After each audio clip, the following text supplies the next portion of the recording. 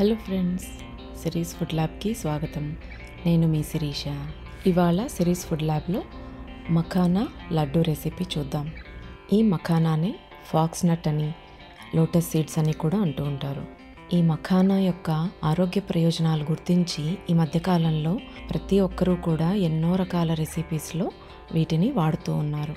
ఈ లోటస్ సీడ్స్ని ఉపయోగించి చేసినటువంటి ఈ లడ్డు ఎంతో టేస్టీగా ఉంటుందండి. తప్పకుండా ట్రై చేయండి. ఇక ఈ లడ్డు ఎలా తయారు చేయాలో చూసేద్దామా? ముందుగా ఒక ప్యాన్ని వేడి చేసుకుని అందులో 6 కప్పుల మఖానా సీడ్స్ని వేసుకోవాలి. మంటను మీడియం లో ఫ్లేమ్లో ఉంచుకొని కలుపుతూ ఏ ఆయిల్ కానీ నూనె కానీ అవసరం లేకుండా డ్రై రోస్ట్ చేసుకోవాలి.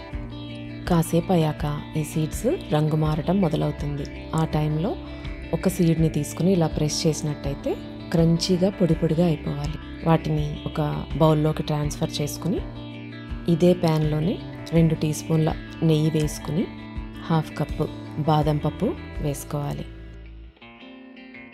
ఇప్పుడు 1/2 కప్పు జీడిపప్పు, 1/4 కప్పు పిస్తా పప్పు కూడా వేసుకొని అన్నీ కూడా వేయించుకోవాలి.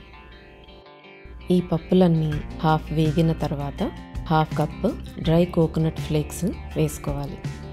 ఇవన్నీ కూడా గోల్డెన్ బ్రౌన్ కలర్ వచ్చేదాకా వేయించుకుని ఒక ప్లేట్లోకి పక్కకు తీసి పెట్టుకోవాలి.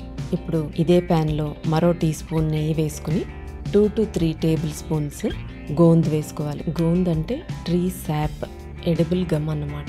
దీన్ని నెయ్యిలో వేసుకుని అవి కూడా చక్కగా పొంగి క్రిస్ప్ అయ్యేదాకా వేయించుకోవాలి. ఇలా ప్రెస్ చేసి చూస్తే పొడి పొడిగా అయిపోవాలి. గోంద్ కూడా మఖానా సీడ్స్లోనే వేసి చల్లగా అయిన తర్వాత ఆ రెండు కలిపి పొడిగా గ్రైండ్ చేసుకొని ఒక బౌల్లోకి తీసుకోవాలి.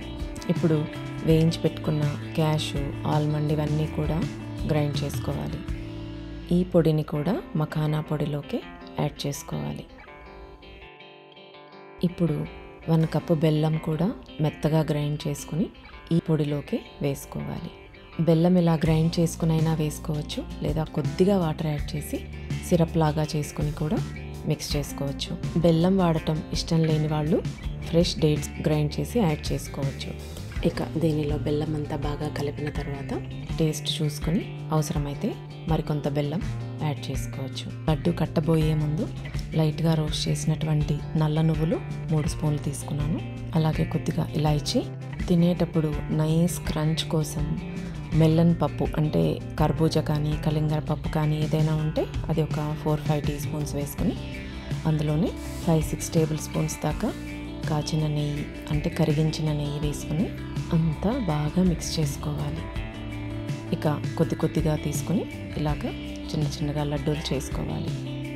ఈ సైజులో దాదాపుగా 25 లడ్డూలు వచ్చాయండి. మొత్తం ప్రాసెస్ అంతా కూడా 30 మినిట్స్ లోపే కంప్లీట్ అయిపోతుంది. ఈ లడ్డూలు చూడటానికే కాదు, మధ్య మధ్యలో ఆ పప్పుల యొక్క క్రంచ్ తగులుతూ టేస్ట్ అద్దరిపోయేలా ఉంటాయండి.